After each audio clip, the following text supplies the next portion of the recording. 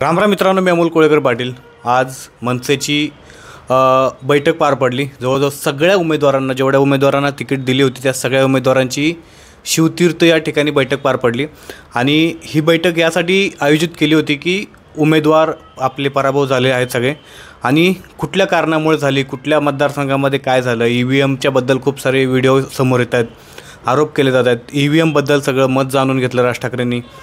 आणि या बैठकीमध्ये एक सूर जास्त ऐकायला मिळाला, तो म्हणजे 2024ला लोकसभेच्या वेळेला बिनशर्त पाठिंबा दिलेला राज ठाकरे साहेबांनी शिवतीर्थ या आपल्या शिवाजी पार्क या मैदानावरून, तो बिनशर्तचा पाठिंबा हा महागात पडलेला आहे असं बऱ्याच उमेदवारांचं म्हणणं होतं।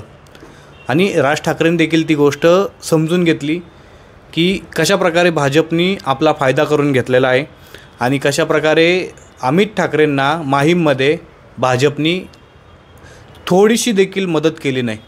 थोडीशी जरी मदत करत होता भाजप, तर त्या ठिकाणी अमित ठाकरेंची सीट लागत होती। एक भाजपनी अमित ठाकरेंच्या सीटच्या ठिकाणी मदत केली नाही ना, बाळा नांदगावकरांच्या सीटवरती मदत केली। आणि त्याच्यामुळं सगळ्या उमेदवारांचं असं म्हणणं आहे की BJPला आपण मदत केली, BJPला आपण सपोर्ट केला, ह्याचा बॅड इम्पॅक्ट पडला सगळ्या ठिकाणी। आता सगळ्यात धक्कादायक बातम्या अशा येतात की मनसे पक्षाचे जी रेल्वे इंजिन चिन्ह आहे हे गोठवलं जाईल, कारण आणि मनसे पक्षाची मान्यता देखील रद्द होऊ शकते, कारण जेवढी मतं मिळायला पाहिजे होती तेवढी मिळाली नाही आहेत। अगदी टक्केवारी खूप कमी आहे। एक आमदार, 2 आमदार, 3 आमदार असते, आणि टक्केवारी जरी मतदानाची कमी असते तरी चाललं असतं, एक आमदार असता तरी चाललं असतं, परंतु यावेळेला एकही आमदार आला नाही आहे आणि मतदानाचा टक्काही खूप घसरलेला आहे। त्याच्यामुळे सध्या खूप डेंजर परिस्थिती आहे। त्याच्यानंतर अमित ठाकरेंचा पराभव झाला। अमित ठाकरेंच्या पराभवावरती देखील या ठिकाणी चर्चा करण्यात आली, आणि बाळा नांदगावकरांच्या पराभवावरती देखील सगळ्यांचा सूर एकच होता की या ठिकाणी भाजपकडून आपल्याला कुठल्याही प्रकारचं मदत मिळाली नाही, भाजपकडून आपल्याला कुठल्याही प्रकारची मदत झाली नाही, आणि त्याच्यामुळं ह्या 2 सीट ह्या आपल्या हातातून गेल्या। बाकीच्या ठिकाणी वेगवेगळी कारणं आहेत।